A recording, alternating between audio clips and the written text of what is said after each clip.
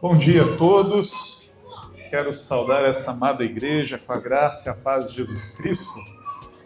Uma alegria poder estar aqui com os irmãos, conhecendo o pastor Felipe, conhecendo agora essa extensão do corpo de Deus que se reúne aqui na cidade de Foz do Iguaçu. E o que alegra muito o nosso coração é chegar numa igreja e ver uma igreja que ama, que vibra, que ora, que investe, que vive e respira missões. Isso dá uma alegria muito grande no nosso coração, porque nós sabemos como o nosso amado Deus enviou seu único filho, seu filho unigênito, para que todo aquele que nele crê não pereça, mas tenha vida eterna. Já pensou nesse texto, né? E pensou certo. E ele transformou o seu filho em um missionário para nos resgatar. E somente através dele nós podemos ter esperança de uma vida e uma vida em abundância, uma vida que vale a pena viver. Então eu creio, meus irmãos, que missões está no coração de Deus. Estava falando ali com as nossas irmãs que me parece que quando Deus encontra uma igreja que ama missões, que investe em missões, me parece que Deus olha lá do céu e fala: eu preciso abençoar ainda mais esse povo. Deixa eu dar mais recursos humanos, mandar mais gente, mandar mais recurso financeiro. Vamos multiplicar esse povo que eles estão entendendo o que está no meu coração. Meus irmãos, uma alegria poder estar aqui. Eu pedi ali... obrigado. Eu preciso sempre, né, no momento de apresentação, apresentar a minha metade mais bonita, que está lá em Curitiba, né? A metade mais bonita é minha esposa, a Janaína, carinhosamente chamamos de Jana. Aqui a sua... direita, isso. Minha esquerda, sua direita. Vou me perder um pouquinho aqui, mas não se preocupe. E aqui os nossos filhos, a Sara, agora com 15 anos, o Lucas com 11 anos. Aí você está vendo aquele monte de blusa, né, e jaqueta, então você tem certeza que não é aqui em Foz do Iguaçu. Né? É lá em Curitiba que nós moramos e temos o privilégio hoje de fazer parte do quadro de missões estaduais da nossa convenção, uma parceria com o Pluripovos, e temos então trabalhado também na revitalização de uma igreja ali em Curitiba, a Igreja Batista em Jardim Esmeralda, e temos dessa forma servido ao Senhor. E no momento em que o irmão estava orando aqui pelas crianças e compartilhou, né, e falou, pedindo sabedoria aos pais, eu fiquei pensando que tempo desafiador que nós temos. Tantas ideologias que têm sido quase colocadas goela abaixo da sociedade, especialmente das nossas crianças, e nós precisamos orar por eles, porque nós muitas vezes podemos olhar aqui para algumas crianças que fazem bagunça como criança, né, que às vezes puxam as coisas e fazem algum barulho, e podemos olhar e pensar: será que Deus vai usar uma criança bagunceira como essa? E eu tive a oportunidade, meus irmãos, de crescer num lar evangélico. O meu avô já era pastor, o meu primo era pastor, e eu cresci na igreja. Eu era uma dessas crianças um pouquinho bagunceiro. Um pouquinho só, minha irmã. Não tem mais criança querendo... Tá gravando, né, pastor? Puxa vida, será que eu conto isso ou não? Mas Jesus já me perdoou, né? Então eu vou confessar um pecado aqui para os irmãos. Quando eu era criança, tinha culto de oração na quarta-feira lá na minha igreja. Pastor Adelino Antônio Pires estava lá pregando no culto de quarta-feira, e ele colocava o povo todo de joelho para orar. E a gente ajoelhava, eu era criança, era pequenininho. Aí eu começava a orar naquela oração, né, fervorosa, daqui um pouco alguma coisa tirava atenção, e eu olhava meus amiguinhos indo por debaixo do banco. E eu começava a me arrastar por debaixo do banco também. Aí você fala: pastor, que coisa feia. Eu era criança, né? Mas com os meus 10 anos... eu comecei a me perguntar, bem jovenzinho ainda, bem novinho, por que eu estou aqui na igreja? Por que eu estou vindo todo domingo na igreja? Tem um monte de amiguinho da escola que não vai. Por que a minha mãe é crente? Por que o meu avô é pastor? E aí, naquela época, um dia o pastor Adelino pregando lá na Igreja Batista Vila Auer, ele fez um apelo e ali eu entendi. Não bastava ser filho de crente, ser parente de pastor, que Jesus Cristo queria transformar a minha vida. Então eu falo que no lamaçal do pecado, que todos nós nascemos já nesse lamaçal, alguns estão até o pescoço, alguns já estão aqui. Não sei em que posição que eu estava, porque, né, dos testemunhos que a gente ouve às vezes, né, eu confesso que por muitos anos eu achava que meu testemunho era muito fraco, sabe? Você às vezes ouve aquele testemunho da pessoa que era bandido, que usava drogas, que fazia um monte de coisa. Eu ouvia meu testemunho, o que eu fiz? Eu me arrastava embaixo do banco da igreja. Mas naquele dia eu entendi que por conta do pecado, não importa se eu estava pelo pescoço ou eu estava na cintura, eu estava no lamaçal do pecado e só Jesus Cristo transforma as nossas vidas. E aí, pela graça de Deus, meus irmãos, eu era uma daquelas crianças muito improváveis. Talvez você se identifique como um improvável. Talvez quando você assista um vídeo como esse que nós acabamos de assistir, você pense, como Deus vai poder me usar? Alguém já pensou assim alguma vez? Eu sou incapaz, eu não tenho conhecimento, eu não tenho recursos, eu não sou. O nosso irmão ali na oração, ele fez um destaque também muito interessante. Que muitas vezes, quando nós nos achamos pouco, e de fato somos, nós olhamos mais para nós do que para o Deus, que é tudo, que capacita, que dá, através do Espírito Santo, o poder. Não porque nós temos, mas porque Ele é poderoso e Ele nos capacita. E eu, como esse menino improvável, né, cresci nesse lar cristão, então hoje, quando eu olho para essa família, meus irmãos, é algo precioso que Deus nos deu, porque quando eu tinha 3 anos de vida, o meu pai abandonou a nossa família. A minha mãe se esforçou muito para criar os 3 filhos, eu era o mais novo, e a minha mãe colocava o seu rádio-relógio para despertar às 3 horas da manhã. Os mais jovens estão pensando, o que é um rádio-relógio? Era um aparelhinho, gente, que tocava música, que mostrava o horário e se colocava para despertar. E acredite, não era celular. Era um aparelho, tinha uma luzinha vermelha, assim, uns botõezinhos em cima. Quem aqui lembra? Opa, tem bastante gente experiente aqui, então. E a minha mãe colocava aquele rádio-relógio para despertar às 3 horas da manhã. E ela levantava da cama, ajoelhava ao lado da cama e falava, Deus, me dá sabedoria para poder criar 3 filhos, sem o pai agora. E ela toda noite levantava e orava dessa forma. Mas alguns meses depois que meu pai foi embora de casa, a minha mãe descobriu, eu comecei a sentir dores muito fortes no abdômen, e eu tinha uma hérnia estrangulada, e o meu intestino poderia se romper por conta dessa hérnia, e eu fatalmente morreria se não fizesse uma cirurgia de emergência.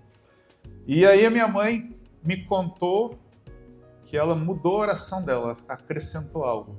Ela orava para Deus dar sabedoria, para criar os filhos, e ela falou, Deus, se o Arnaldo sobreviver, ele é teu, eu consagro ele ao Senhor. Então, aos 10 anos, entreguei minha vida a Jesus. Aos 15, comecei a entender um chamado específico. Aos 18, passei na Federal do Paraná em Ciências Contábeis, trabalhava numa concessionária aqui do Paraná, a maior do sul do Brasil. Não vou fazer propaganda dela, não vou ganhar nada, né? Mas é a maior do sul do Brasil, da Volkswagen. Ih, fiz propaganda. Mas não vou ganhar nada do mesmo jeito. E comecei a namorar minha esposa, que eu conheci com 6 anos de idade lá na igreja. Já gostava dela com 6 anos. Então parecia que estava perfeita a minha vida. Com 18 anos, namorando a menina que eu gostava, trabalhando na área que eu estudava, não ia pagar, né, a faculdade federal, e veio um vazio no meu coração. Eu falei, Deus, tem tudo que alguém na minha idade poderia querer, mas parecia que aquilo não preenchia. E aí eu lembrei dos meus 15 anos, do chamado que Deus começou a trazer no coração, e ali fiz o vestibular da FABAPAR, a nossa faculdade batista, e passei, mas eu não contei nada em casa, porque eu não sabia da oração da minha mãe. E a minha mãe era brava, antes de ser vó. Tem vovó aqui? Uma vovozinha aqui abençoada. Olha quantas vozes lindas aqui, né?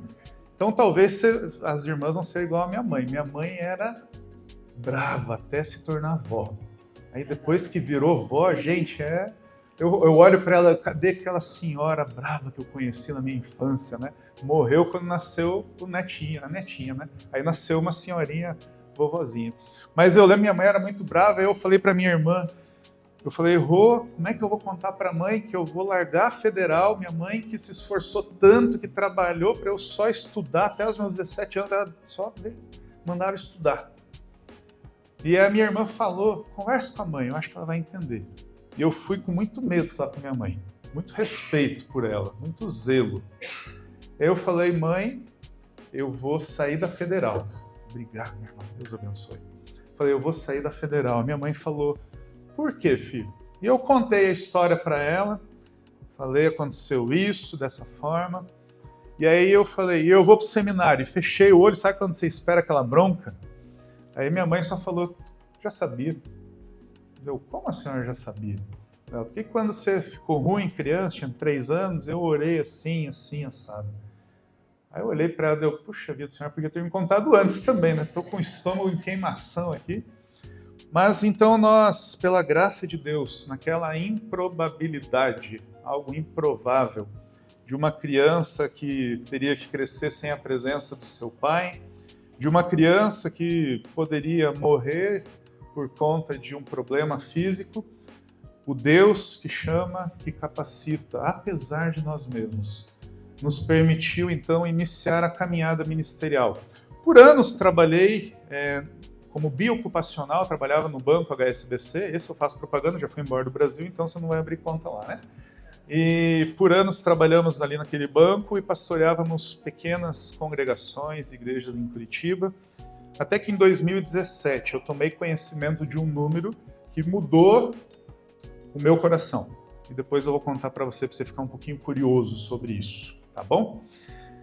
Mas vamos lá, meus irmãos, eu quero compartilhar esse texto de Atos capítulo 1, versículo 8, e talvez, quando nós olhamos para o tema de missões nacionais, talvez você pode pensar, mas em que momento vamos falar sobre missões nacionais dentro desse texto de Atos 1:8?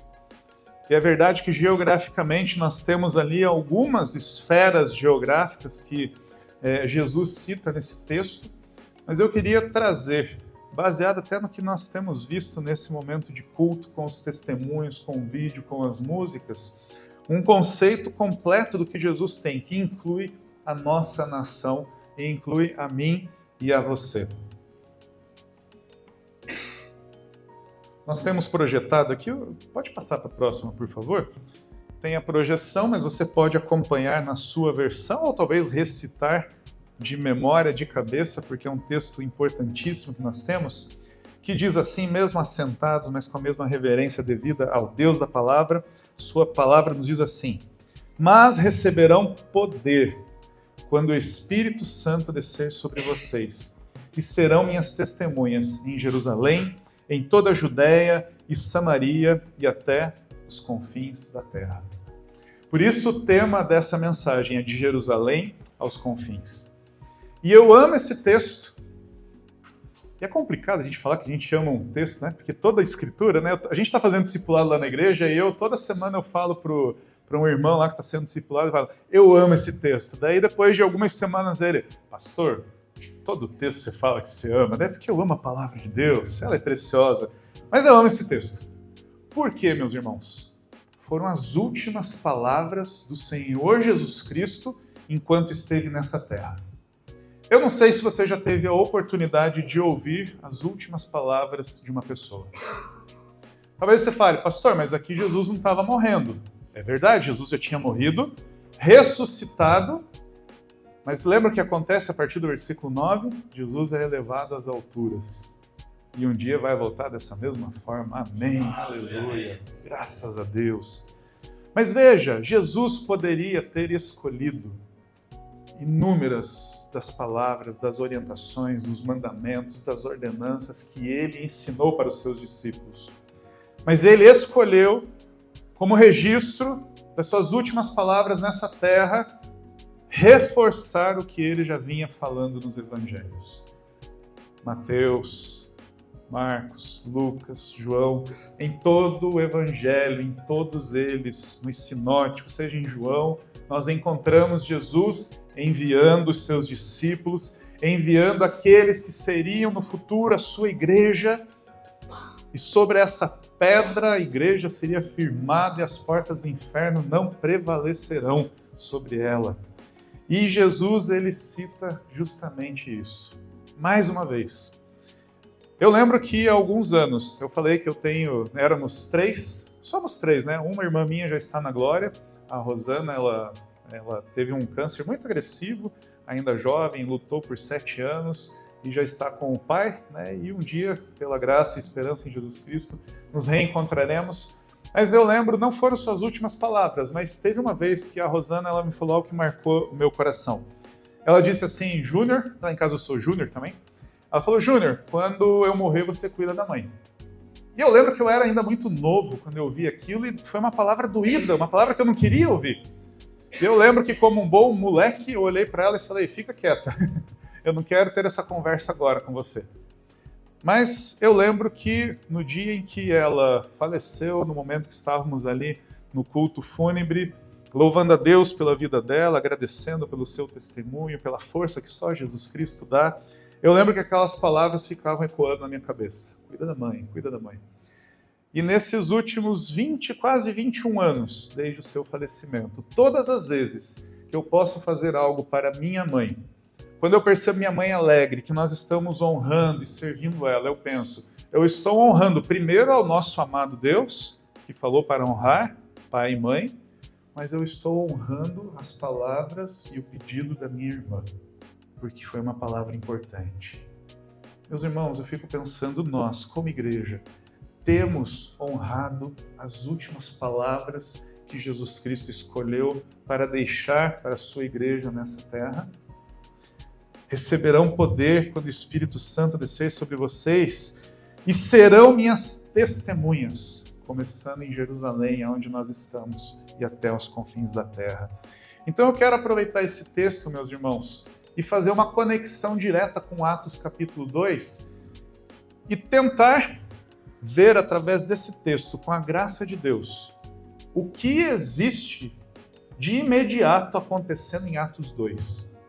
Lembra que eu falei agora há pouco dos improváveis? E muitos irmãos aqui concordaram que se encontram também como improváveis. Meus irmãos, é esse povo que ouviu Jesus falando em Atos 1:8. Eles eram improváveis diante do desafio que Jesus apresentou para eles. E muitas vezes, não apenas nós como indivíduos, como corpo de Cristo, como membros do corpo, nos achamos improváveis, mas muitas vezes olhamos a nossa igreja local como uma igreja improvável.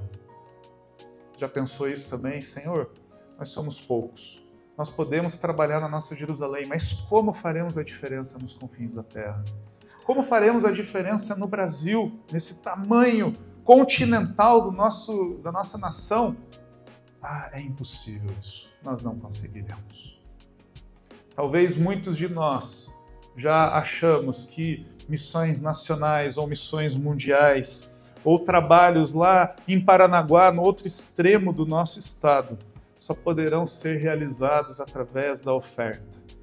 E que é muito importante, eu sei que os irmãos vão fazer esse levantamento e é necessário, é muito necessário, mas não é a única forma de fazermos missões. Porque é um risco muito grande hoje de nós olharmos e pensarmos, Jesus mandou ir, eu vou dar o meu dinheiro e alguém vai no meu lugar e pronto, está realizado. Será que é só isso que Jesus quer? Para mim, para você, para as nossas igrejas? Então eu quero compartilhar aqui algumas conexões de Atos 1:8, uma igreja improvável, uma igreja que estava prestes a nascer, uma igreja que não tinha estrutura, que não tinha junta, que não tinha agência missionária, que não tinha ônibus, que não tinha nada ainda. E o que Jesus falou em Atos 1:8 acontece imediatamente em Atos 2. Vamos ver isso? Vamos fazer então essa conexão. Aqui a primeira, olha só. Receberão o poder quando o Espírito Santo descer sobre vocês. O que Atos 2:4 nos mostra? Ficaram cheios do Espírito Santo.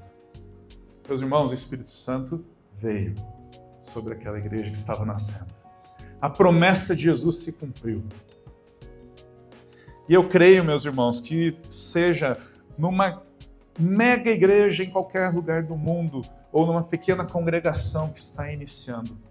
Quem faz a diferença, quem vai trazer ação, quem vai modificar, quem vai capacitar é o Espírito Santo de Deus.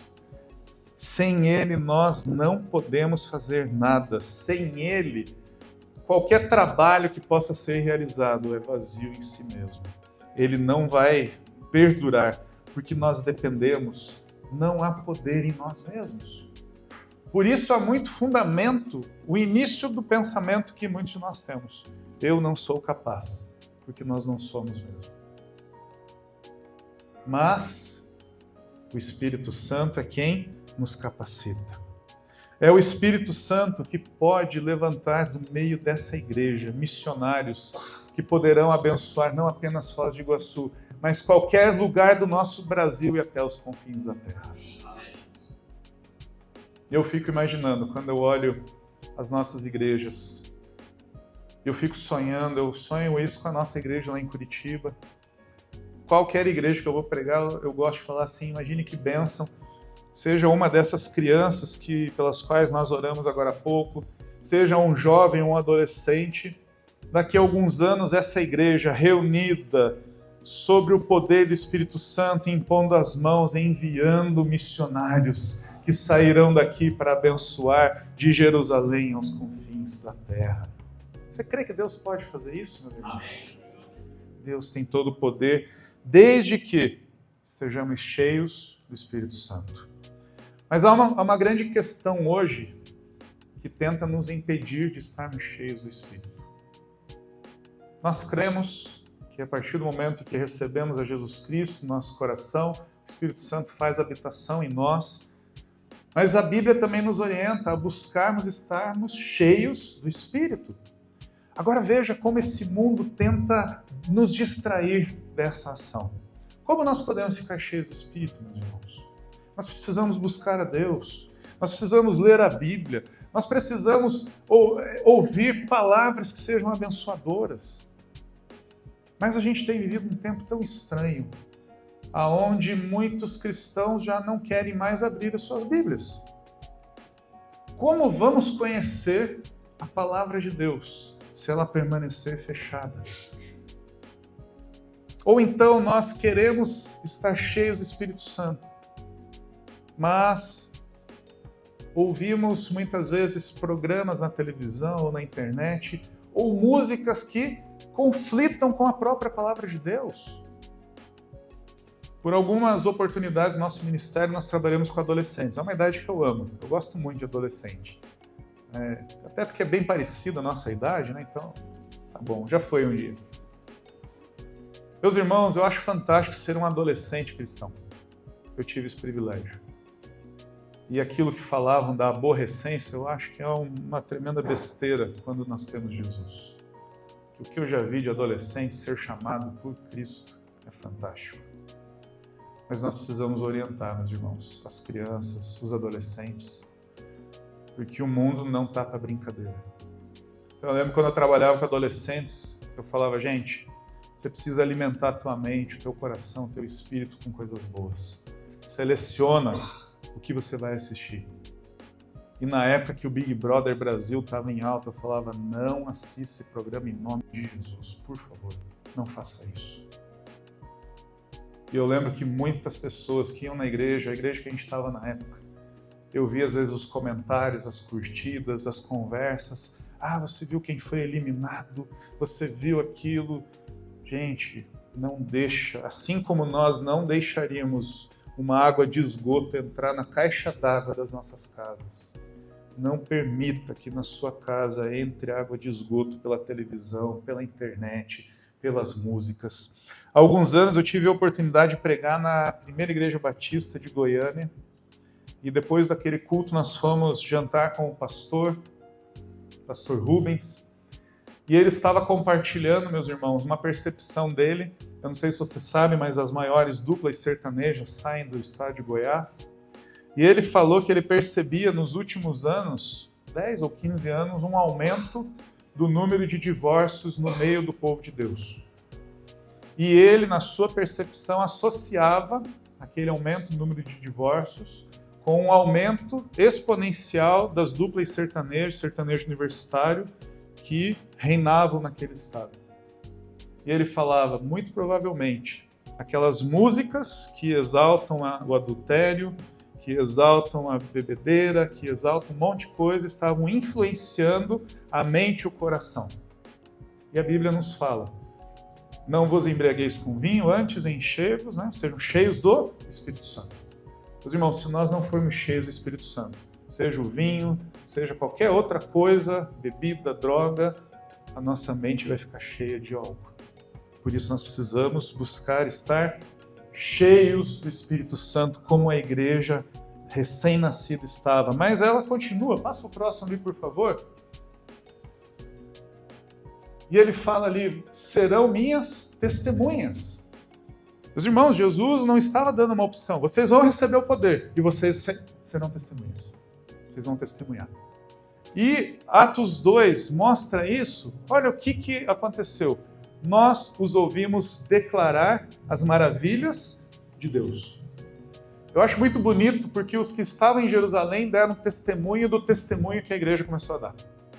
E ficou registrado. Lucas registrou esse testemunho do testemunho. Não foi um testemunho. Já ouviu testemunho? Sabe o que é testemunho? É quando a gente nós somos o povo de Deus. Você é abençoado por Deus? Você lembra como que era a tua vida antes de seguir a Jesus? Talvez você estava com a lama na testa, talvez você estava com a lama no joelho, mas estávamos todos na lama.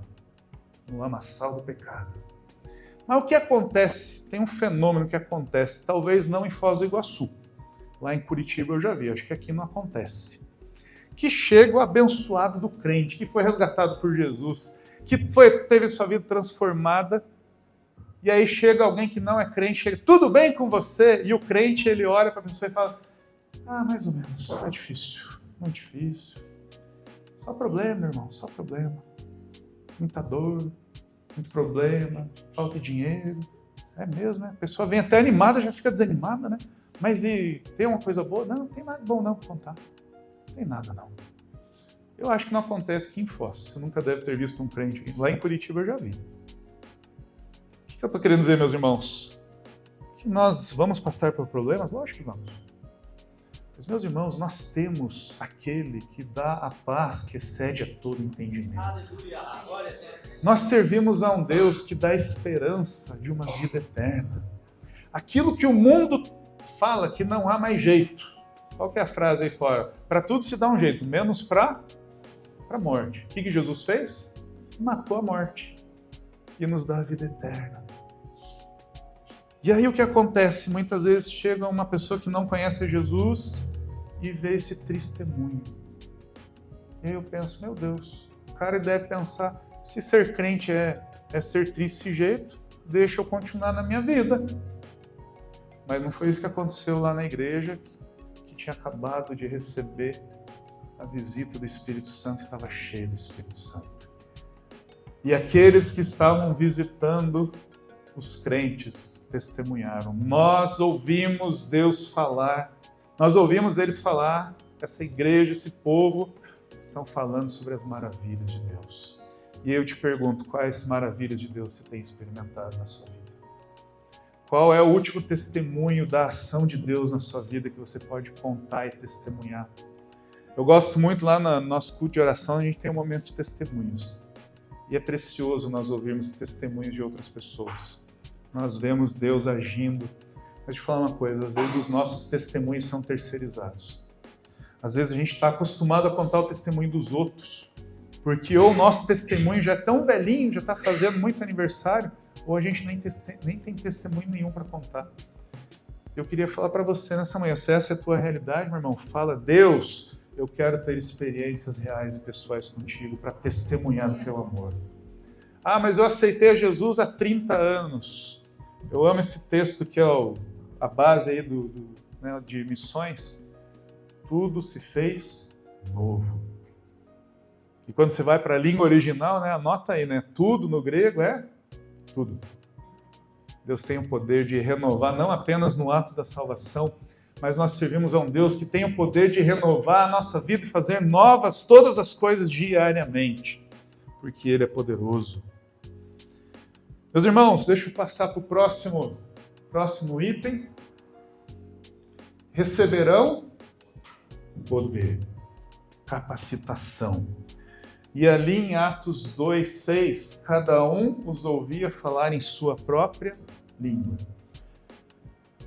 Foz do Iguaçu é uma cidade muito peculiar.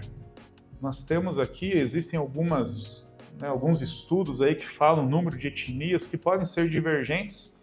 A gente pode afirmar aí pelo menos 100 etnias no entorno aqui da Tríplice Fronteira, talvez mais do que isso. Então imagina se todas essas 100 etnias se reunissem, né, em algum ginásio, e vamos imaginar que nenhum deles soubesse falar a nossa língua. E de repente, com o poder e a capacitação de Deus, um lá começa a falar árabe, o outro fala... O que mais que tem aqui? Tem haitiano, tem chinês, árabe, o que mais aí? Vai falando, vocês estão aqui. E aí cada um começa a ouvir na sua própria língua. Gente, se isso não é o poder de Deus agindo, não sei o que é. Mas algo que tem martelado no meu coração desde o ano passado é que muitas vezes nós, como igreja, não temos aproveitado esse fluxo migratório que está acontecendo. E parece que se torna comum a gente ser atendido por um venezuelano, parece que se torna comum ser atendido por outra pessoa e ver um árabe, e ok, isso não move o nosso coração. E nós vemos uma igreja que estava nascendo e falando a língua do coração daquelas pessoas. Por isso, Jesus transforma, começando na nossa Jerusalém, se estendendo por todo o Brasil, indo até os confins da terra. Esses dias eu estava no mercado lá em Curitiba, eu fui atendido por um rapaz e eu percebi pelo tom de voz, pelo tom da sua pele que ele não era brasileiro. Aí eu arrisquei, né? Eu falei, você é do Haiti? Aí ele, não, sou do Congo. Aí eu arranhei um francês ali, das poucas aulas que eu fiz ali, né? Consegui dar um oi, pelo menos, em francês. E aí ele começou a falar, desculpa, meu francês não vai além do oi, tá? Mas, gente, foi incrível. Quando ele estava atendendo o caixa do supermercado, sabe? Passando as coisas assim. No momento em que eu falei um oi na língua dele, ele abriu um sorriso. Eu pensei, meu Deus, se tivesse mais tempo, se não fosse a fila aqui, ia ter tempo de compartilhar mais com ele. E as pessoas estão chegando assim, meus irmãos, elas estão chegando sedentas, carentes. E eu e você temos a oportunidade. Eu não sei se Deus vai te dar o dom de falar a língua dela, mas eu creio que nós, como igreja, podemos, capacitados pelo Senhor, servir a essas pessoas de uma forma que o coração delas vai ser tocado. Lá na nossa igreja, com essa parceria com o Pluripovos, nós temos experimentado um pouco disso. Depois eu quero mostrar uma foto. Mas eu quero ir para o nosso último item aqui da comparação desse texto. Em Jerusalém, toda a Judéia, Samaria, até os confins da terra. E Atos 2:5 mostra, Lucas ele registra o quê? Vindos de todas as nações do mundo. Meus irmãos, aquela igreja recém-nascida, como eu falei no início, ela não tinha ainda, a primeira igreja batista em Jerusalém não tinha nenhuma junta ainda formada. Não tinha carreta missionária. Eles não tinham lá o pastor Fernando Brandão fazendo aquela mobilização bonita, né, que ele faz. Não tinha o pastor Antônio Cuco aí para rodar o estado. Não tinha o pastor Arlindo para estar aqui na associação. Não tinha o pastor Felipe, pastor da igreja local. Como alcançar os confins da terra? Senhor, eu estou entendendo, mas vai demorar um pouco, Senhor. Mas vocês não entenderam, sou eu que faço. Eu só quero que vocês estejam abertos para aquilo que eu quero fazer. E Deus mandou ali gente do mundo todo conhecida naquela época. E Lucas, ele toma cuidado, depois lê Atos 2, vai conferir lá você também, tá bom? Tá acreditando em mim, vai conferir na Bíblia também. Mas você vai ver Lucas registrando pelo menos 14 nacionalidades ali presentes, ouvindo o testemunho de Jesus Cristo. Meus irmãos, o que eu e você temos feito a partir da nossa Jerusalém? Lá em Curitiba a gente tem procurado fazer algo com a graça de Deus, entendendo as nossas limitações. E tá aí, ó. A gente começou lá uma aula de português, venezuelanos, cubanos. A nossa igreja local, temos um desafio gigantesco. Há 8 anos que não tem um batismo na igreja. Consegue imaginar isso? 8 anos, é muito tempo. E através desse trabalho, tentando falar a língua do povo, tocar no coração. Alguns irmãos mais antigos da igreja estiveram no primeiro culto em espanhol que nós realizamos ali e se emocionaram quando 4 estrangeiros entregaram sua vida a Jesus, porque há anos não tinha uma conversão ali na igreja. Deus fazendo. Agora a gente está fazendo discipulado, tem um casal de venezuelanos, tem uma cubana, é um desafio. Eu estou arriscando meu portunhol agora, estou aprimorando meu portunhol. E a gente está lá fazendo, vamos lá.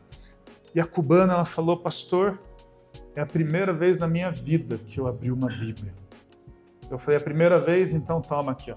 Leva essa Bíblia em espanhol aqui e vai continuar lendo. E ela sedenta, se livrando das amarras demoníacas que ela experimentava lá em Cuba. Deus tem libertado aquela mulher. Meus irmãos, então nós podemos e devemos começar em Jerusalém. Hoje a sua Jerusalém é Foz do Iguaçu. Você tem aí pelo menos 100 nacionalidades, 100 etnias representadas aqui. O que você tem feito a partir da tua Jerusalém? Você fala, Deus, eu não sei, eu não posso, eu não tenho. Deus capacita, o Espírito Santo capacita. O Espírito Santo concede o poder para que no final das contas toda a glória e louvor sejam dados a Ele. Mas uma coisa que eu tenho aprendido nesses anos que Deus tem permitido trabalhar com missões, pastor, é que muitas vezes nós esquecemos do todo por conta da nossa paixão. E cada um de nós tem uma paixão. Muitos amam a capelania hospitalar, outros amam capelania prisional, capelania escolar, missões urbanas, povos não alcançados, sertanejos e pantaneiros, e nós temos a nossa paixão. Mas eu creio que Atos 1:8 nos ensina a olharmos além da nossa paixão. Porque é muito comum, e eu já ouvi isso, pastor. Eu já ouvi alguém falar assim, olha, tem tanta coisa para fazer aqui. Por que ir até o outro lado do mundo? E tem gente que fala o inverso. Tem tanta igreja aqui. Para tudo e vamos lá para o outro lado do mundo. E Atos 1:8 nos traz um conceito completo. De que tudo está acontecendo em todo lugar ao mesmo tempo. Tem até um filme que ficou esse nome, né? Tudo em todo lugar ao mesmo tempo, roubou o conceito bíblico de Atos 1:8. Porque Jesus falou, não é só em Jerusalém. É tudo acontecendo em todos os lugares. E esse é o nosso desafio. E aí eu falei no início que tem um número que explodiu o nosso coração. Há alguns anos eu descobri o número de povos não alcançados no mundo. E aqui você tem um mapa que mostra a concentração desses povos não alcançados, onde eles estão. Alguém aqui arriscaria dizer quantos povos nós temos no mundo hoje? Quantas etnias existem no mundo? Alguém aí quer arriscar algum número enquanto eu tomo uma água, por favor? Alguém? Povos? Pouquinho mais. Pra gente que é brasileiro, isso não fica muito evidente, porque nós somos fruto, né, de muitas nações que vieram para cá, não é verdade? Eu sou neto de polonês e de romeno, uma mistura ali que deu. Aí saiu essa coisa branca aqui, né?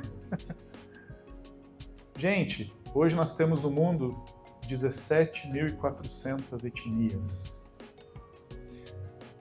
Agora, o número que me explodiu o coração dessas, pasmem, mais de 7.000 ainda não sabem quem é Jesus Cristo. Só que no Brasil nós temos pelo menos 100 etnias indígenas que vivem como na época do descobrimento ainda. Tive a oportunidade de visitar Manaus há alguns anos, conheci a sede da Missão do Céu, que trabalha com aviões ali na região para enviar missionários. E eu vi um mapa da Amazônia, da floresta, independente do país. E é um mundo à parte aquilo. E aí eles falando, tem esse lugar aqui que tem tribo que não chegou ninguém ainda, nada da civilização. Eles vivem como na época do descobrimento. Então, com certeza, eles não fazem ideia de que existe Jesus. Mas veja, nós temos a Índia hoje, só na Índia são mais de 2.000 etnias ali. Agora veja esse fluxo migratório. Quantas pessoas de povos não alcançados Deus tem mandado para o nosso país? Há 10 anos, se alguém falasse que tinha afegão morando no Brasil, a gente ia rir. Falar, como isso? E hoje tem missões nacionais trabalhando com afegãos. Meus irmãos, nós atravessamos aqui no início do ano a Ponte da Amizade e encontramos uma mesquita bengali aqui em Cidade Leste. Tem 300 cidadãos de Bangladesh morando aqui. Povo não alcançado. Você está entendendo como Deus quer usar a sua igreja, independente da geografia, independente dos recursos, independente da idade, para abençoar de Jerusalém aos confins da terra? Eu quero deixar essa última imagem. Pode mudar, por favor. Deus, nesses últimos 5 anos, ou melhor, 7 anos, nos permitiu, além do trabalho na nossa Jerusalém, conhecer muitos lugares que eu nem imaginaria que ia conhecer, meus irmãos. Não imaginava. Pela graça de Deus, aquele menino improvável, quase morto, o Deus que capacita os improváveis e usa. Tive a oportunidade de conhecer pelo menos 16 países nesses últimos anos. Nós estávamos numa igreja ali no Nepal. Nepal, quem aqui tem espírito aventureiro vai falar de Jesus lá no Nepal. Aquelas estradinhas assim que sobe, desce, paredão de um lado, desfiladeiro do outro. É emocionante lá. O coração dispara literalmente. E aí nós chegamos, meus irmãos, numa igreja como essa. Sim, aqui uma igreja se reunindo. Em muitos lugares a igreja se reúne nas casas. E lá a cultura é você, ao entrar na casa de alguém, você precisa tirar o sapato. E aí nós tiramos o sapato para entrar na casa de Deus também.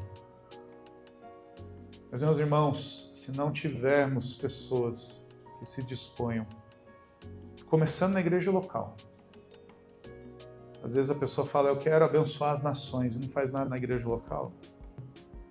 Estranho isso.